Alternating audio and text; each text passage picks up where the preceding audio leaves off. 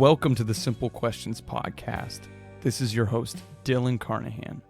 You're listening to Face the Beast by the Whatnots. The Whatnots are a prog funk duo formed by longtime bandmates Matt Range and Chris Blose. The two played together for many years in the thriving Columbia, Missouri music scene in the mid to late aughts. The two now live in Kansas City, Missouri and Bethesda, Maryland, respectively, and have reunited through home studios to continue their musical journeys together. Technology overcomes distance, and creativity lives on in the form of this collaboration, with equal parts euphonous rhythm and intricate composition. The question for this episode is, what is aphantasia? You will learn in this episode the history of aphantasia, the spectrum of visual imagination, and what hyperphantasia means. Our guest is one of the original 21 cases identified by Dr. Adam Zeman as having aphantasia, and is the co-founder of the Aphantasia Network, which has a mission to improve the lives of people with aphantasia through advocacy, research, and support to unleash the power of image-free thinking. I introduce to you Tom Ebeyer.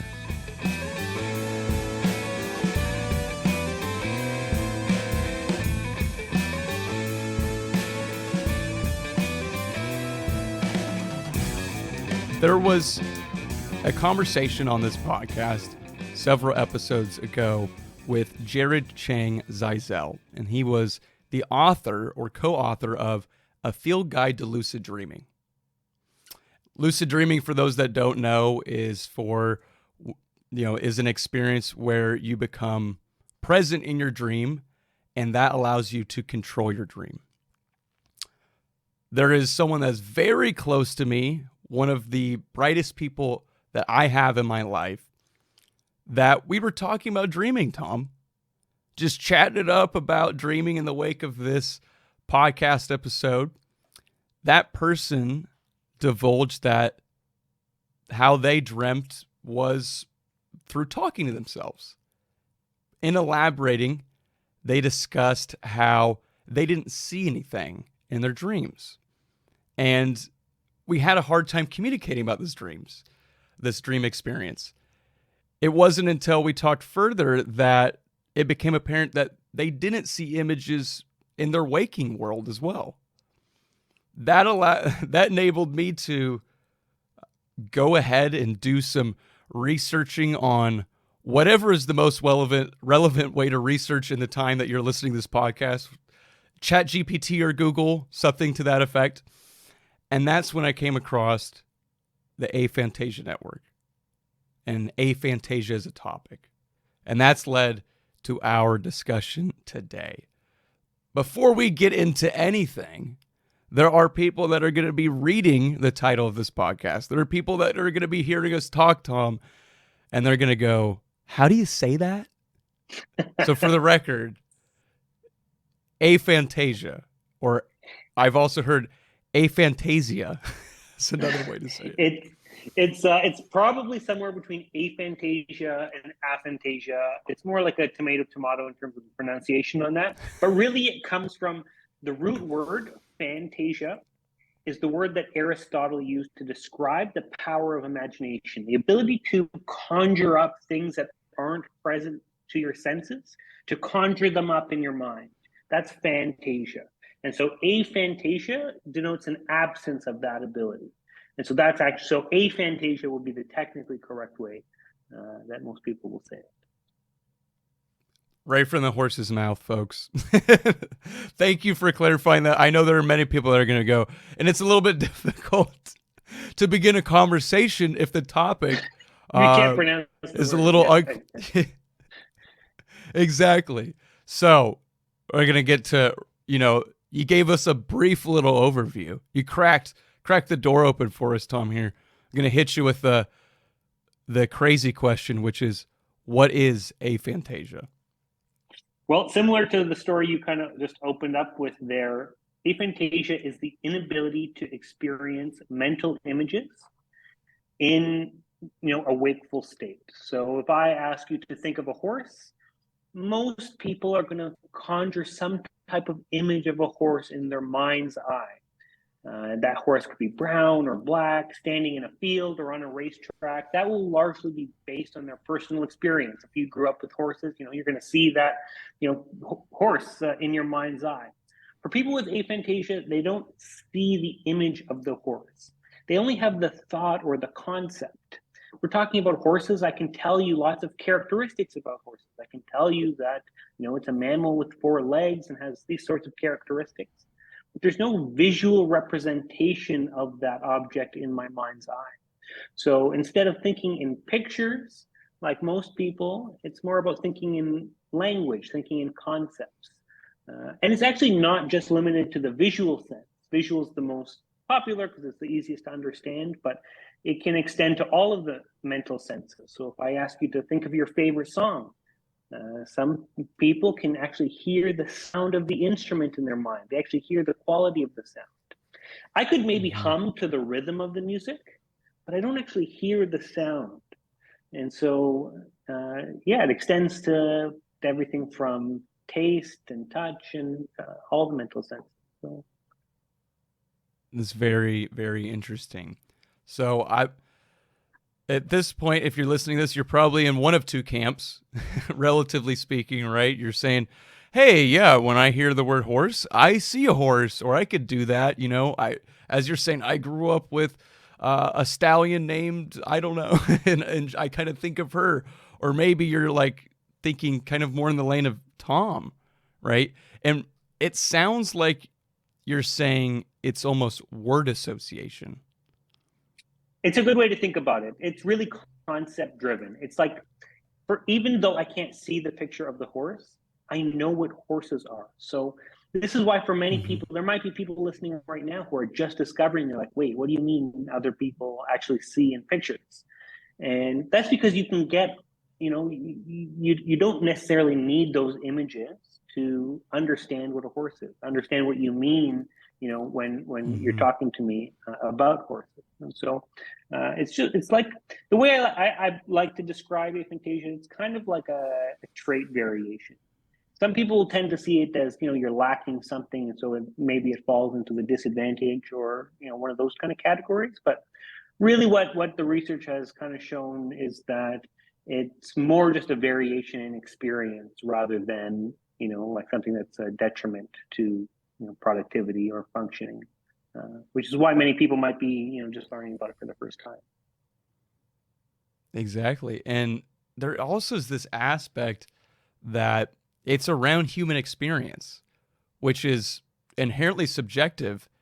It's also difficult to have that topic even come up. I mean, how often are you casually talking to someone, you're like, yeah, when I read and I hallucinate to a certain extent and I see the main protagonist in my head, and then the other person's like, I don't know what you're talking about. When they say red door in the book, I don't see a red door, right? It's very like that conversation's not arising much, right? Exactly. No, I want to get just on that. It's not only do we not really talk about these differences in our subjective experience, even when language comes up that might kind of point to it, it can be misinterpreted. So most people that I talk to, when they're like, my whole life, people talked about, counting sheep when they're trying to fall asleep, they didn't know that they literally meant, see the sheep. They took it more as a metaphor, picture this is kind of like a saying that people will use, not knowing that they're actually meaning to see a picture. They're just meaning like a concept, like think about it. And so the language has different meanings for different people. And then that, adds another layer of abstraction, which is why so many people don't discover. I've heard from, people in like their 70s who are just learning about this now. They've gone their whole life not knowing that people around them are visualizing. So it's great for opportunities like this, because the more we talk about those individual differences, the more people can learn and discover about themselves. Absolutely. The self-discovery is important. The communication aspect's important. As you're highlighting, there are things that are said that resonate differently with other people. And there is language that we'll get into kind of commonality and things of that nature, but predominantly people don't have that. Therefore, you're going to be subjected and exposed to, metaphors and things of that nature that have a different meaning for you than maybe what everyone else thinks of when they hear that. So let's get into, we stunned our audience. Some of you are going, that, I can't picture a horse. I can, but let's bring everybody back, and let's have Tom here touch on a couple contextual things surrounding this. So I know that you have some involvement to a degree with this, but I want to ask, how was aphantasia discovered? What's the discovery aspect of what we're discussing? So, great question. There was the first ever mention in sort of the academic literature of someone not being able to visualize. It goes back to like 1880 to this Sir Francis Galton, who wrote it kind of off as an offhanded remark in one of his pieces of work. And it basically went undiscussed until 2015. So that's very recent and quite a large gap between those 2 points. And I think that case maybe started around 2013. There was a gentleman he was a land surveyor in the UK, and he reported losing the ability to visualize after, I believe he had a stroke during heart surgery. And so he woke up from that heart surgery and, all through his life relied on visualization in his work, as a, main method of completing those tasks. And without that ability anymore, was obviously a shocking experience for him. He reached out to a doctor in the UK called Dr. Adam Zeman. He was at Exeter University at the time. And, Dr. Zeman took a real personal interest in the case. And he wrote about this, this man I found who is describing this experience. And that led to about 21 people from around the world reaching out to that doctor, myself included. I was one of those original 21 who basically said, hey, I've never been able to visualize like this guy's explaining. And that's really kind of how the whole thing got started. From there, Dr. Zeman wrote a paper, basically defining the term aphantasia for the first time, in the academic literature, which led to a frenzy of news media and articles and blogs and people discovering that, they too fit into this camp. So really, we're talking about a relatively new phenomenon in terms of public understanding and language to describe this, but a longer history. It's extremely of this interesting that this is, again, as you mentioned, relatively new. I mean, when you hear a date like 2015, right, that's, we think we know everything, right? As you mentioned, this is something that has been documented, that experiences with aphantasia, but the research, the understanding, it's an ongoing process that's just started. So you may hear Tom and I maybe not be able to disclose or answer something with 100% certainty, and I think that goes as a testament to the ongoing understanding that everyone's trying to get surrounding this. I'm really interested about your personal experiences. Before we get to that, I want to cover some things, just some quick facts here. So how common is aphantasia? There's an estimated range between like 0.5% of the population. The highest estimate I've seen is up to like 4.5%. So that's a pretty big range.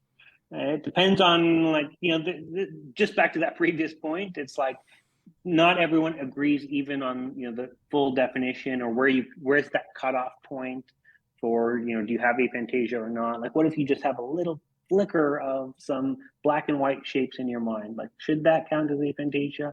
So there's some debate around where that cutoff point is, which is why you'll probably see such a variance in that number.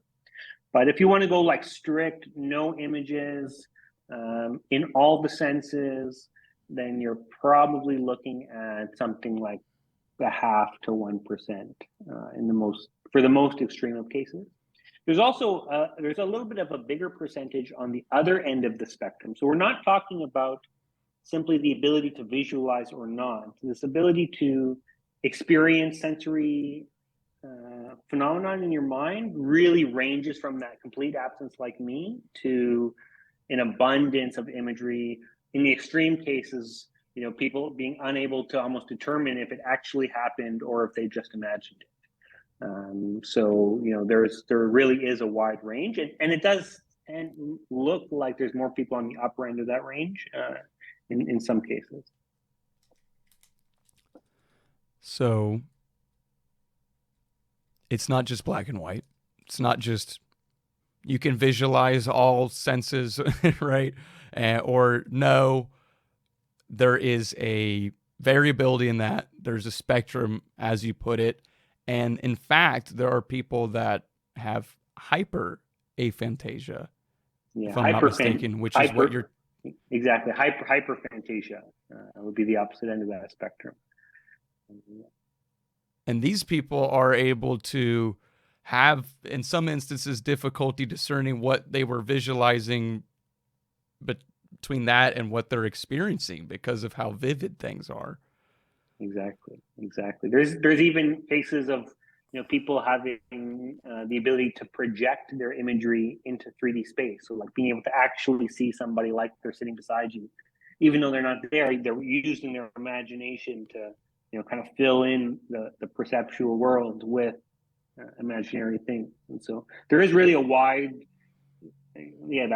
spectrum of ability. And it's the research around it really still is in a very early stage in terms of like, how do we think about these differences? And then so what do these differences actually mean in our daily life, in our work, and our well-being? And those really are the categories that, our work here at Aphantasia Network are, really the most passionate about, because these, when you make these discoveries, many people believe, oh, I can't visualize, and so, maybe I shouldn't be an artist, or I can't do this. And that really doesn't pan out. There are some really great, very creative artists and mathematicians and people in a whole bunch of sectors and professions that you'd be surprised, that they can do such a great job without imagery. So yeah, really, really interesting. As we mentioned earlier, this is a subjective experience, right? It's not as tangible as far as there's no way to record what you're thinking in your mind. We also have this aspect of the barriers to communicate about that, whether because it's hard to relay that, or because that topic doesn't get breached. And again, that this topic from a scientific perspective has really gotten a visibility since 2015. So there's just a lot going on. And Tom, there were a couple of things that were alluded to when you spoke about the research being done. You mentioned lifelong aphantasia, and then you also mentioned the case study of a gentleman who had, a stroke that had caused it. So can you speak a little bit about how, the distinction between the two and how that comes into maybe that, percentage of people we discussed? Yeah, there's certainly two different types of cases here. There are cases where people lose the ability to visualize. This could be because of physical brain damage, in the case of like a stroke, or even some cases of being more trauma related, psychological in nature. And what are the percentages of these and why are they caused? Still too early to confidently say. I think it's fair to assume that the cases of losing imagery are likely a little more difficult to deal with because they haven't learned the other techniques or the adaptations that someone who's kind of grown up like that their whole life would have. And so we do hear from people who maybe have a little bit of a harder time with that on the acquired front, which makes complete sense to me. We've actually seen a few papers, maybe one or two, of cases where people are regaining the ability to visualize if they've lost it. So not in the congenital cases like me where they never had it, but if it was maybe trauma induced or something like this. Not promising anyone there's a cure or anything like that, but there are a few cases of the imagery being restored after certain types of intervention, which is interesting as well. So why these differences between people who've had it congenitally, like from birth, versus some people acquiring them? Wish we had more intel on that, but it's just a kind of an interesting thing worthy of further investigation for sure. Yeah, again, a common theme, but I appreciate you kind of walking through that. And I would think, as the gentleman, I mean, there is two things right there you kind of brought up. There's the first aspect. If you had a stroke during a heart surgery, it might be a little easier to discern how you acquired aphantasia, right? Yeah, exactly. Whereas if you and then you also have this aspect of, as you mentioned, there's a loss, right? This individual's been using this is an intricate part of their profession. This is an intangible skill that gave them an advantage, and they no longer have it. And now what do? There's kind of that aspect. And I want to get to you, Tom, because, this is, your story is something that will resonate with people, especially that have aphantasia. So I want to ask this, because you mentioned that you've had lifelong aphantasia. And I'll tell a quick anecdote, which is when I was a child, I had two very close friends, Joseph and Harrison. And both Joseph and Harrison had an older sibling. And I had an older sibling. Therefore, I thought everyone had an older sibling. So I could see that there's an aspect of, this is just how I am. I've never known anything different. And then you find out. So I want to know, Tom, how did you find out that you had aphantasia?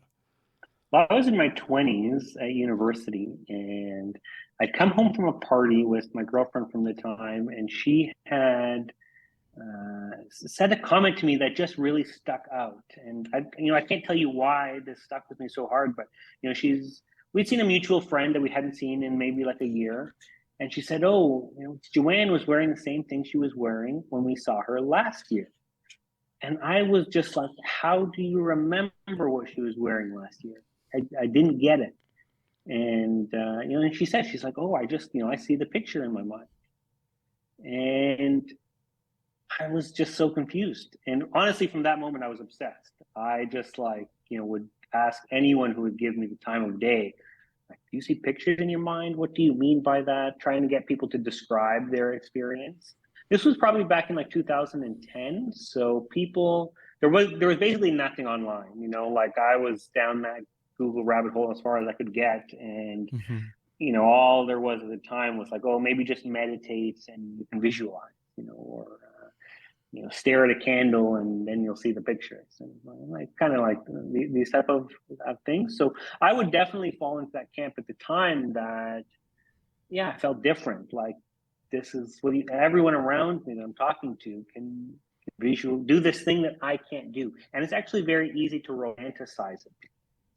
It can permeate through so many different aspects of life. When you think about memories of of your past and being able to re-experience those in your mind, or to imagine what you want to be when you grow up, or where you'll be in 10 years. When they started to understand what people were doing when they were asking the question, they were in a way experiencing that. They were seeing it. They were putting themselves there, like a form of mental time travel. And I definitely felt a little bit like it was a little unfair, cheated, that these other people were doing this thing that I couldn't do. It was, a couple of years later when I found Dr. Zeman and the research around it started. That's about, I bought aphantasia.com, just shortly after that, because people from all around the world started reaching out to me personally on Facebook and LinkedIn and things, asking like, I can't visualize either. And what do you do? Like a bunch of questions we didn't know the answer to. It wasn't honestly maybe till about 5 years ago when my mindset and philosophy about everything changed, because what I didn't understand then that I understand now is that imagery is a double-edged sword. People don't necessarily control all the images that they see in their mind. Imagery can be involuntary, meaning if you've had a really bad experience, a nasty breakup, some personal trauma in your life, it can be hard to actually let go of those images. Those images can hold you back. And that's not, the only, there's lots of areas, and we could get into that if it's interesting, but there's lots of areas where imagery might be a area where things like biases are pronounced, and a number of other kind of things that, don't occur in the image-free mind. And so, like everything, there's pros and cons. And, this is sort of the message now. Is something I believe deeply is that, your beliefs can be a self-fulfilling prophecy. And so if you believe it's a negative thing, you'll tend to look for areas where, it's deficient or where you can't do something. And that's like a self-reinforcing loop. And the opposite is true as well. There are strengths and advantages, and if you look and believe that that's the case, more of those will show themselves. And so it's been an interesting journey, and it's connected me with very interesting people all around the world. We've heard from people, from Los Angeles to Madagascar to South Korea. Like, this is a human thing. Many people are just discovering it for themselves for the first time, in large part due to interviews like this. And I think that's a really, awesome kind of development, not just for the aphantasics who are discovering this about themselves, but, just for the intellectually curious. Because what aphantasia really points to is the fact that we do have a different subjective experience in a way that's not abstract like personality or some of these other things, in a kind of tangible way. Like, if you see images in your mind or not. So it's this door to metacognition, thinking about your own thinking. And I think everyone can benefit from that. Absolutely. You sharing your personal experiences is greatly appreciated. It's understandable to feel some frustration hearing that. It's understandable to go, these people are doing what? That's not something that I've experienced. And to feel frustrated about that, it makes perfect sense. And could not agree more with your assessment. Belief is a powerful thing. And if you believe you've been wronged or you believe that you're inadequate, you have as you put, there's like this echo chamber, and that you just pick up on that. And you really are an owner of your emotions, and there's no reason to subject yourself to that belief system. So thank you very much for sharing that journey, because I'm sure there are many people through being exposed to this podcast episode, or who have recently found that out, and they were just like you, Tom, circa 2010, and they're researching all this, and they're to hear that journey, that is impactful. And I want to ask you as well, have you discussed with those who have vivid imaginations or visual recall how your difference impacts communication between the two of you?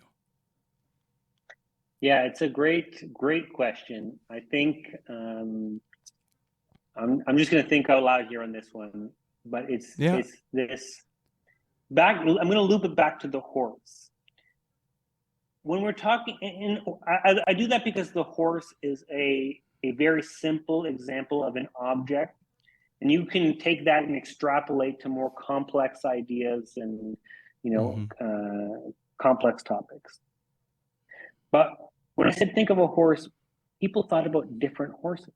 Some people thought of a racehorse. Some people thought of a horse standing in a field. Some people thought of a plow horse. But that's based on their past experience. And so when I say horses, it's being experienced differently in different people's minds. And so that's kind of the frame of reference that they're using to interpret the conversation. And so, without images, it's still at that concept kind of level. And so you can see how that mismatch in perception of even what the words mean for different people can lead to people being on different pages. Like I can only, I'm going to use air quotes, imagine that two people with very vivid imaginations talking about the same thing might be experiencing something completely different in their minds. And so even though they're using the same words, they're experiencing something different. And so even though they agree on something, in terms of language, what they're agreeing on in their mind's eye might be actually very different. And so this is like a really interesting area. You can get quite philosophical, but this idea that that language evokes imagery, and that is based on that's a subjective experience.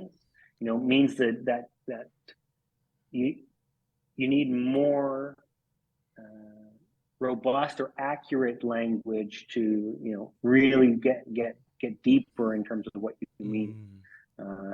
And so this is anyways, that's a little ramble on that, if it makes any sense. I think there's definitely something to pull from that. Great analogy. I think right at the end there,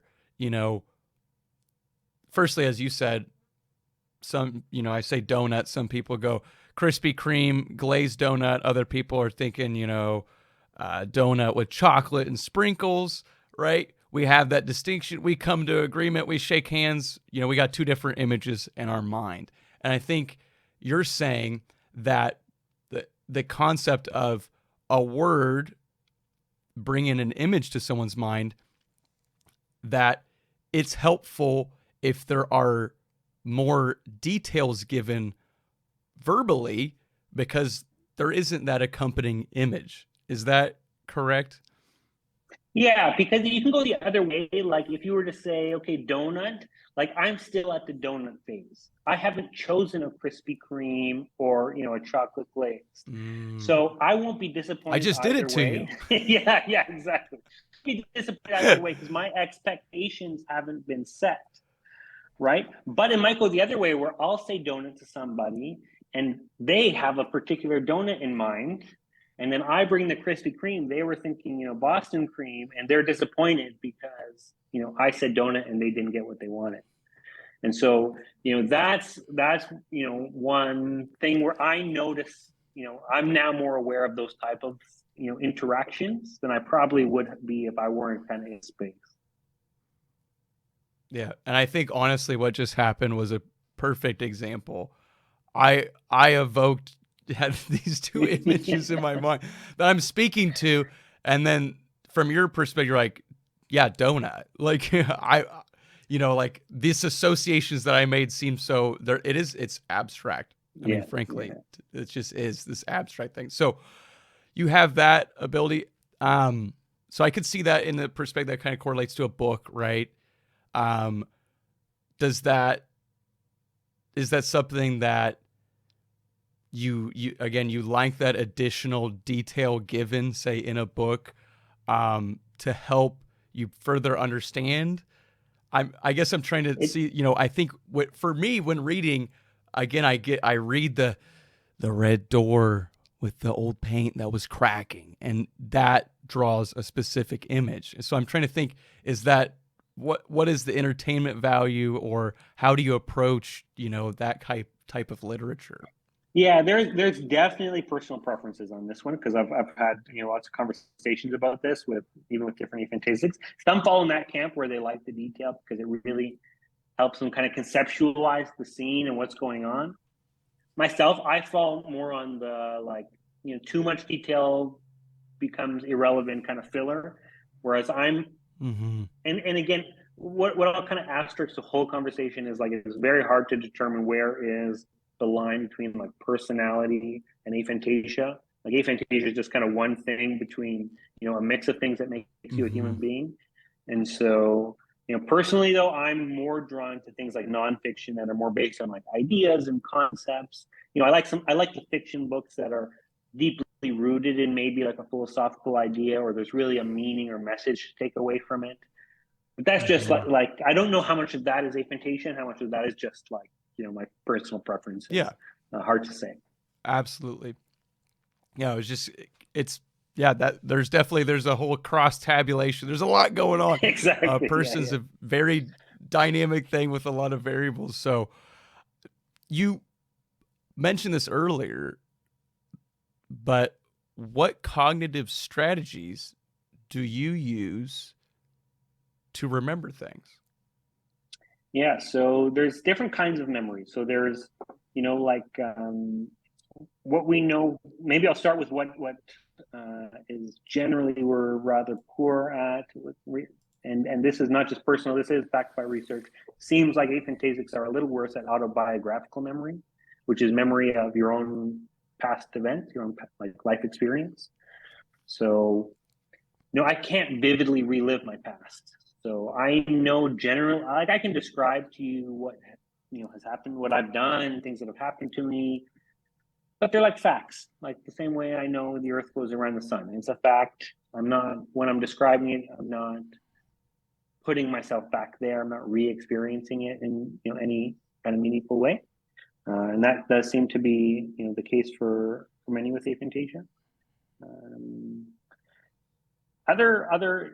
I tend to, and I think this is common. The concepts and ideas generally, memory is pretty good with those type of things. Like,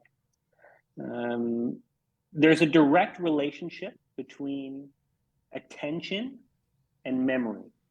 So, if someone were to ask me, like now I'm pointing it out, like, you're sitting on, this cool kind of black gaming chair with some white, rim right behind you. Like now that I've paid attention to it and I've said it, I'll remember that if someone were to ask me, the kind of chair. But if I didn't point it out, if I didn't make a particular note about it in my mind, I totally would not be able to answer that question. So same thing for people's hair color or eyes, or so if I go out for lunch with somebody and I come home and I'm asked, what color shirt was the person wearing? It's like, you should have asked me that before I went, and then I would have paid attention, and then I'd remember. So that's a really interesting kind of pattern that I think is common among aphantasics. That is the attention aspect is very important. Now, this is going to be a naive question. When recalling, oh my goodness, the woman had blonde hair, right? Once you've verbalized that out, it seems like almost rote memorization of that fact or concept. Yeah, you got it. That commits that to memory. 100%. Because I'm not re-experiencing it. So it can only be re-expressed in facts, in language. And so, it's different. Like the very idea of memory for people, I think, from my perspective, just talking to people about the topic, the very concept of memory is imagery driven for people. When they're remembering something, they're visualizing. Those things are inherently linked. One equals the other. Whereas, for me, it goes back to that concept, to those facts. And so, even people very close to me, if you ask me, like, what do they look like I can tell you general facts about them. I can, they're about 6 feet, blonde hair, blue eyes. I can give you characteristics, but because I can't see it or re-experience it, it's really limited to those characteristics or facts. That's extremely intriguing. Going back to the autobiographical memory, right? This almost self-narration, if you will, of your life, that inability to vividly go back to the past to recall that event. Without that, it would be like it was just, as you put it, a fact or a concept. So it's almost like a story you've memorized to an extent. I was in 3rd grade in Miss Brenner's class and I didn't feel well and this happened. And it's kind of that fact that you've committed. And instead of going back and seeing that classroom, it's more the rehearsal of the language of what that event was. Dylan, you got it perfect. That was a great explanation. How it's experienced.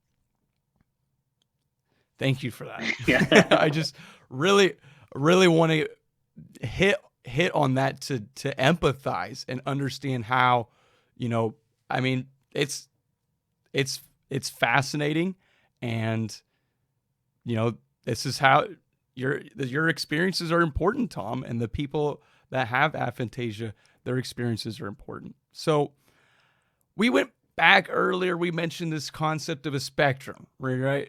With concepts, it's really easy if you just said, hey, you're a hyperphantasiac, you have aphantasia, that's it. We got 2 camps, it's just easy peasy, Tom. We could wrap it up. But we have a spectrum and we got all these other senses. So for those that are hearing our conversation, how could they discover where they're at on this spectrum? Well, that's a great lineup for me there. So we have been working on something called the imagination spectrum. We've been working with psychologists, neurologists, psychometrics people, which are people who kind of design surveys to build an instrument that kind of puts people on that imagination spectrum.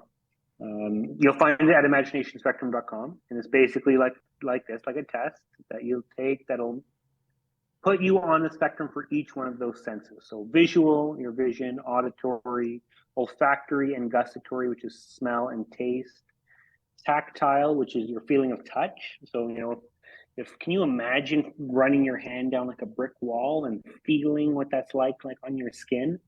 Some people can do that, and some people actually make decisions, about their personal environment based on, the feeling of textures in the room. So some people are very, tactile dominant, and motor is the last one, which is movement. So, you'll often hear about people being like maybe athletes training in their sport from home. They're imagining what it's like to move, to take a shot from the 3-point line. They're really feeling their body make those movements, even though they're standing still. And so we have a range of capabilities in all of these domains, and we're really on a mission to not only be able to identify what your imagery profile looks like in these different senses, but then the next step is really to say, okay, so what? Does this particular imagery profile maybe lend you better to different type of careers, or different modes of learning, or different wellness practices? We're very early. Like you said, aphantasia was only discovered in 2015. Public's just kind of catching on to these type of differences, but I believe that more personal insight into this domain will really has the potential to unlock a lot of hidden human potential, and that's kind of my main why I'm doing this. So absolutely. Although the discussion is early with this topic, although there's not much known, it runs through so many things. So many things. I want to ask, we mentioned a little bit, but of dreaming. How does dreaming occur? What is your experience when dreaming? Yeah, just like the story you opened with here, I dream. Actually, recently I feel like I've been dreaming every night, but I don't dream in pictures. I dream in thoughts and I dream in concepts. I dream Usually in first person. So like I'm talking to myself like I would be when I was awake. The thing that's hard to understand, and I'm, even still personally wrap my mind around it, is me in my dream will recognize and respond to visual cues. So I'll be like, hey, look at that purple wall. And I'll know that's what I'm looking at, but I don't actually consciously experience it. I don't actually see it.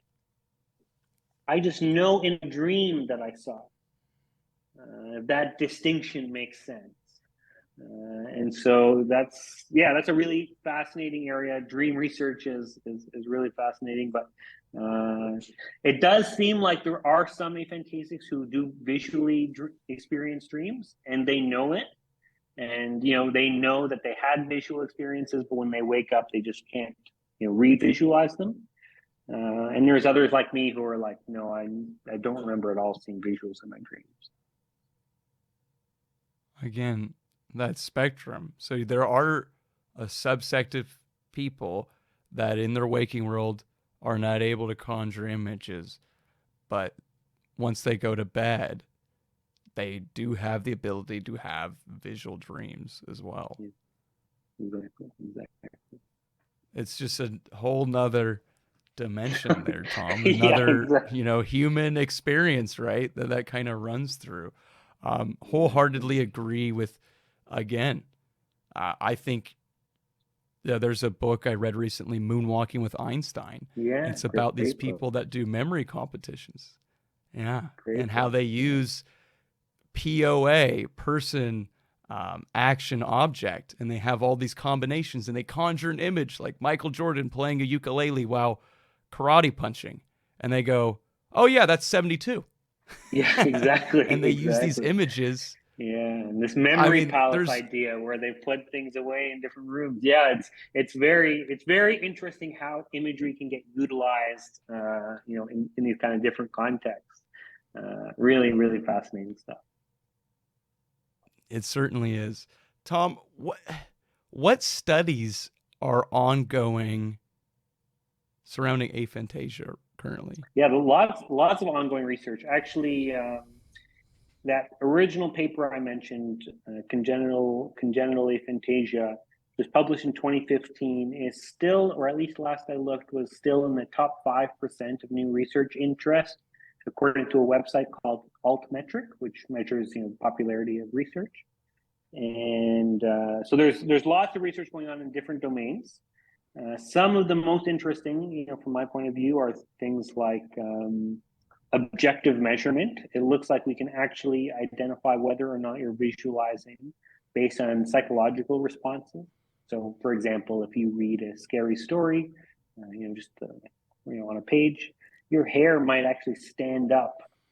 Your skin might get a little more sweaty because you're picturing that scary story, whereas that won't happen for me. So there's actually a different physiological response. There are other things like we can tell that your pupil changes if you're visualizing bright beams of light in your mind, whereas mine might not.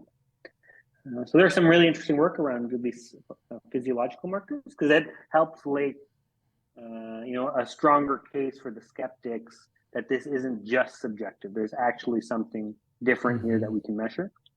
There's lots of interesting work going on around things like, around impacts on things like career, well-being,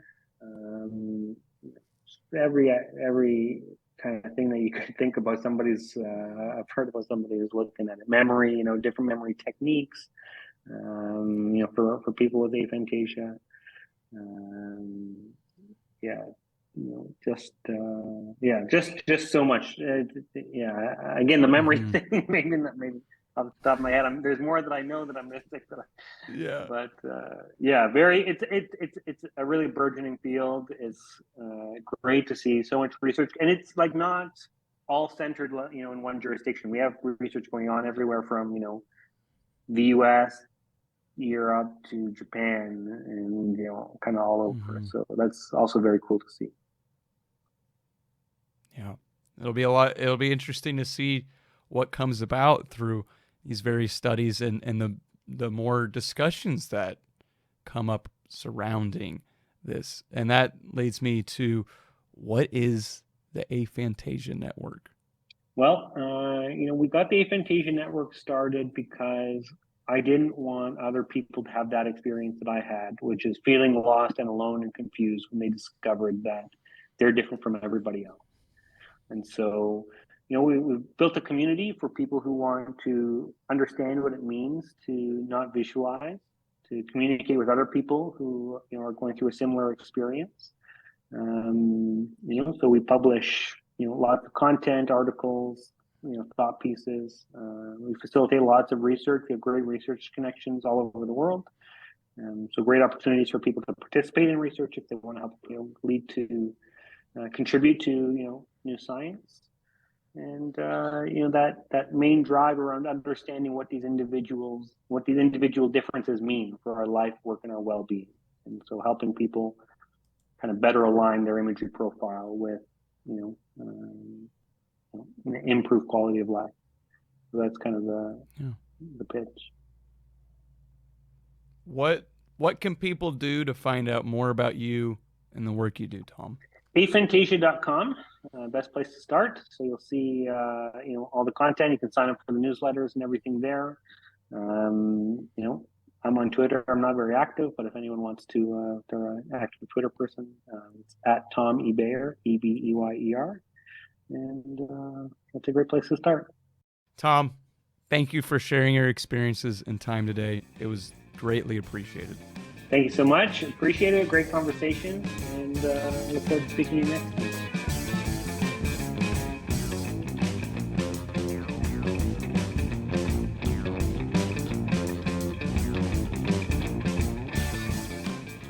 That wraps up our conversation with Tom Ebeyer. We talked about how people with aphantasia dream, the feelings people can have when discovering they have aphantasia, and how common aphantasia is. Go to the show notes for this episode to see the resources Tom mentioned during the episode. Do not forget to listen to Face the Beast by the Whatnots on Apple Music or Spotify. And lastly, subscribe to the Simple Questions podcast to get notified when our latest episodes are released. Thank you for listening, and remember to keep asking questions.